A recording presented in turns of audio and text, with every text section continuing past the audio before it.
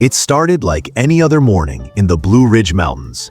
Mist curling low across the valleys, birds shaking off the dawn, and the land whispering in that ancient way it always had. But on this particular morning, something felt off. The caretakers at Turtle Island Preserve noticed a strange sag in the ground near the old boundary fence. At first, they thought it was just another sinkhole from the heavy rain the night before. But as the morning light shifted and shadows deepened, the shape became too uniform to be natural, almost deliberate, as if the earth itself had been folded by hand. When young volunteer Caleb grabbed a shovel to investigate, he expected to find little more than loose soil and stones. But only a few minutes in, his shovel hit something hard, metal, aged, and unmoving. He cleared away more dirt, his breath catching as the shape began to take form. An iron hatch, thick with rust, its hinges buried deep beneath decades of clay. The metal was engraved with markings, symbols no one recognized, except for one small, almost hidden detail etched near the edge: E.C. Those two initials would change everything. Word spread quickly across the preserve, and by afternoon, a small team had gathered. They dug carefully, brushing away the dirt, as if they were unwrapping something sacred. When they finally pried open the hatch, a gust of cold, stale air poured out. It carried with it the scent of forgotten places, earth untouched for years, heavy with age and silence. Beneath, a ladder descended into darkness. The rungs, though worn, were solid, handcrafted from wood that had somehow resisted rot. Caleb hesitated at the edge, his flashlight trembling slightly in his grip. Then he climbed down. One by one, the others followed. The tunnel was narrow, the walls reinforced with cut logs, notched together in a way unmistakably Eustace Conway's craftsmanship. Every angle, every joint was exact. Whoever built this had done so with care and purpose. As they ventured deeper, the air grew cooler. Strange details emerged, symbols carved into beams, jars filled with herbs and dried roots stacked neatly on shelves, and candle stubs melted into the ground. The deeper they went, the clearer it became. This wasn't some forgotten shelter or random hideout. It was deliberate, precise, lived in. The realization hit hard. The rumors, the whispers from locals about Eustace disappearing into the forest for days, returning covered in dirt, but smiling cryptically. Maybe they hadn't been rumors at all. Maybe all those times he spoke of the earth holding freedom, he wasn't speaking in riddles. He was speaking literally. As they reached a larger chamber, supported by timber beams, their flashlights swept across the space. Workbenches, hand tools, wooden crates, and what looked like a crude pulley system for hauling debris. It felt like they had stepped into a workshop frozen in time. And on one wall, written faintly in charcoal, were the words, "What is built below lasts longer than what's built above." Whatever Eustace had been doing down here, it wasn't just survival. It was creation. And they were only standing at the entrance of something far more intricate than anyone expected. But this was only the beginning, because what waited deeper inside those tunnels would change everything they thought they knew about him. By the time the exploration team returned the next morning, word had reached local authorities and even a few historians who had followed Conway's life for years. Armed with better lighting and safety gear, the group descended again, this time determined to document everything. As they dropped beneath the hatch, the same cold air wrapped around them, carrying that unmistakable scent of untouched earth. The ladder opened into a passage roughly 6 feet high, just enough to walk through with a slight stoop. Every wall beam was numbered, hand-marked in chalk, suggesting a builder's meticulous system. On one side, a shelf lined with glass jars caught the light. Each jar was sealed with wax and labeled in Conway's unmistakable handwriting. Roots, herbs, bark, and something that looked like preserved meat. The supplies weren't for a weekend retreat. They were meant for survival, long-term. Following the tunnel's curve, they entered another chamber, larger, reinforced with both timber and stone. At the center stood a rough wooden table, scattered with chisels, lanterns, and a single open book. Its pages were stiff and yellowed, but one line stood out. Freedom is not found under sunlight. It's carved from shadow. That phrase lingered in everyone's mind as they pressed deeper into the earth. The tunnel system twisted and branched. Some passages caved in, others too tight to enter. But what made everyone pause were the carvings along the beams. Spirals, mountains, and eyes surrounded by roots. It's carved from shadow. Historians later confirmed that one of these symbols, the eye beneath the mountain, appeared in Appalachian folklore, representing the watcher beneath the ground, a spirit believed to guard the balance between man and nature. Whether Conway believed in that legend or simply admired it, no one could tell. But in that moment, deep beneath Turtle Island, it felt less like superstition and more like a message left intentionally. As the team moved forward, their flashlights caught something unusual. A chamber with melted candles surrounding a stone slab at its center. Around it were small bundles of sage, animal bones arranged in patterns, and drawings covering the walls. Mountains intertwined with human figures. Trees growing from people's backs. Roots connecting all living things. This was no random hideaway. It was a shrine, a place of belief. Eustace had often spoken about harmony with the land, about humans being part of the ecosystem rather than separate from it.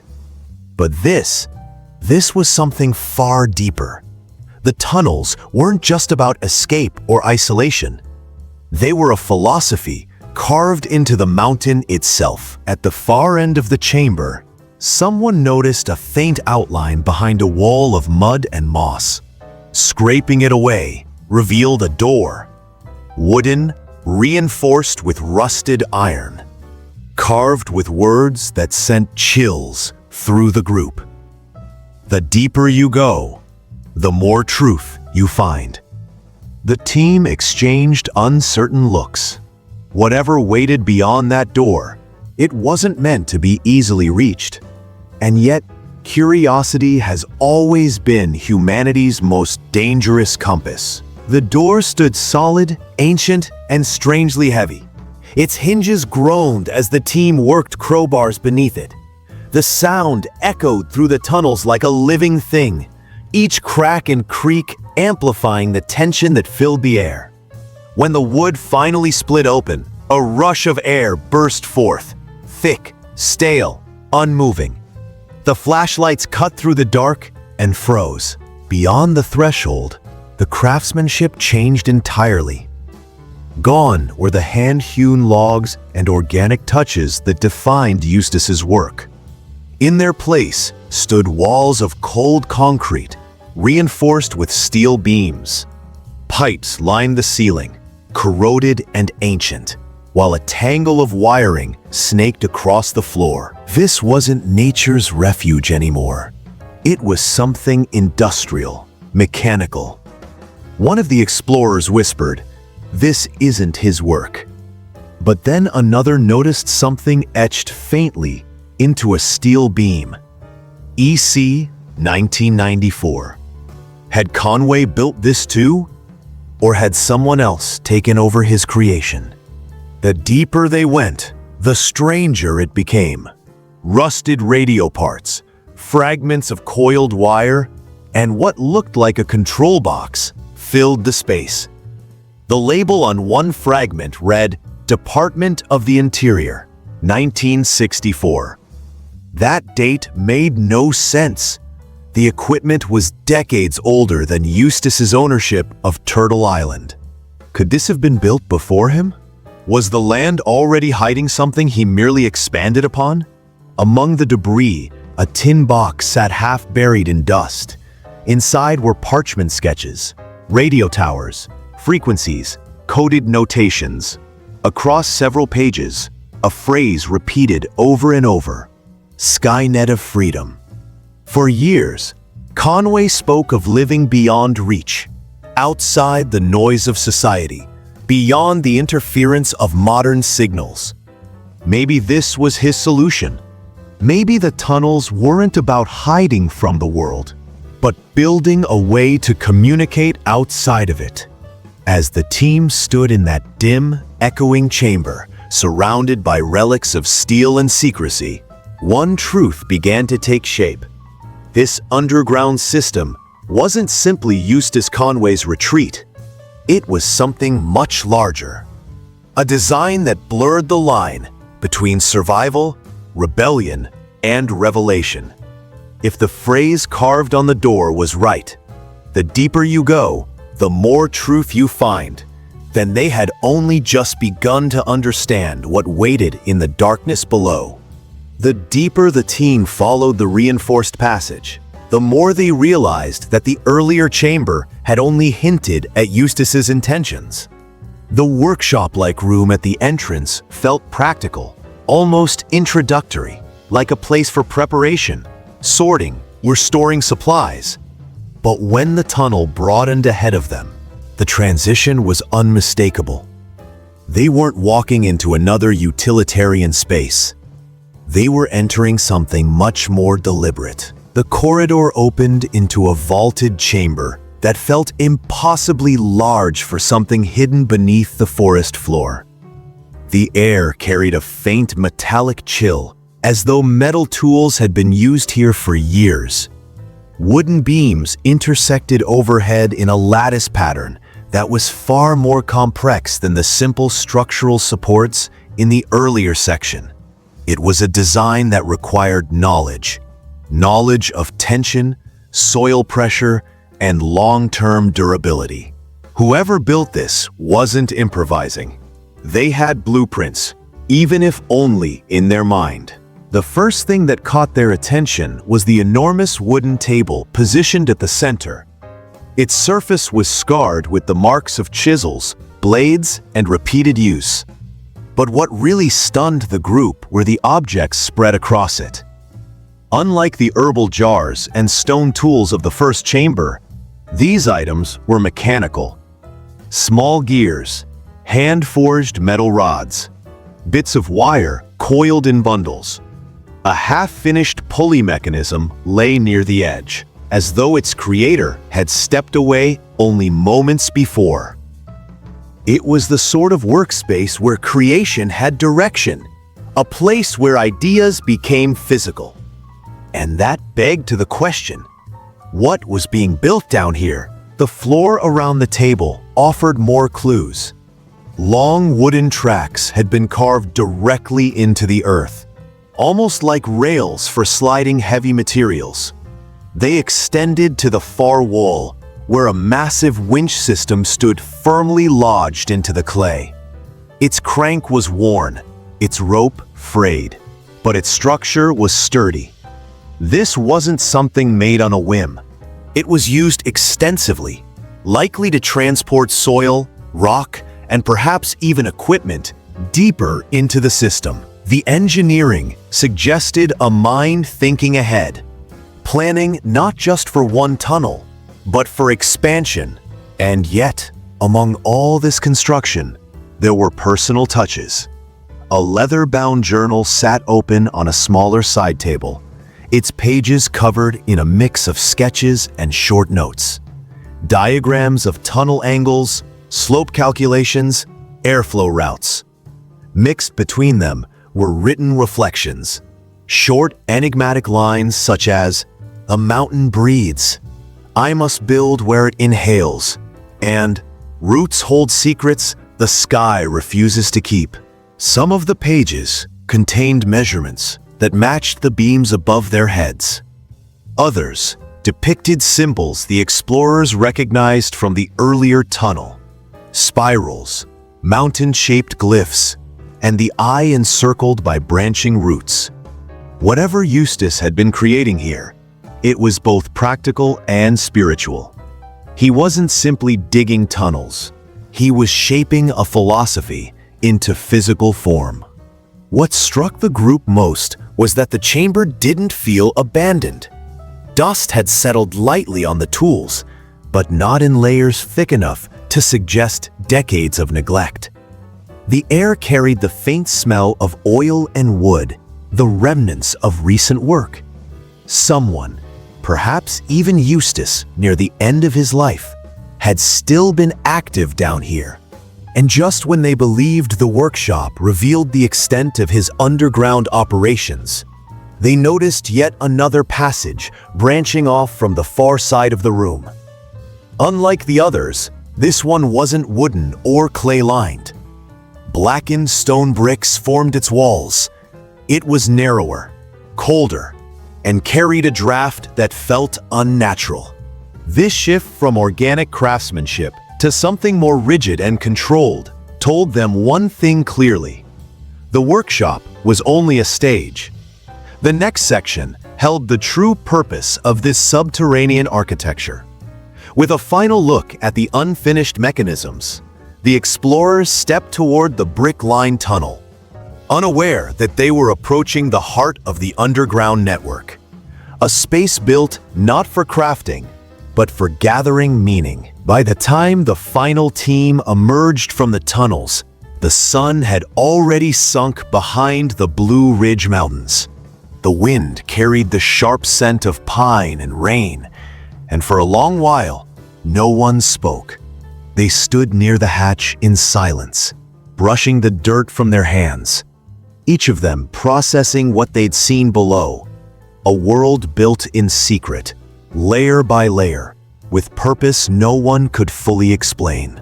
The discovery had begun as a local curiosity, a strange hole in the ground, a few markings on an iron door, but it ended as something much larger.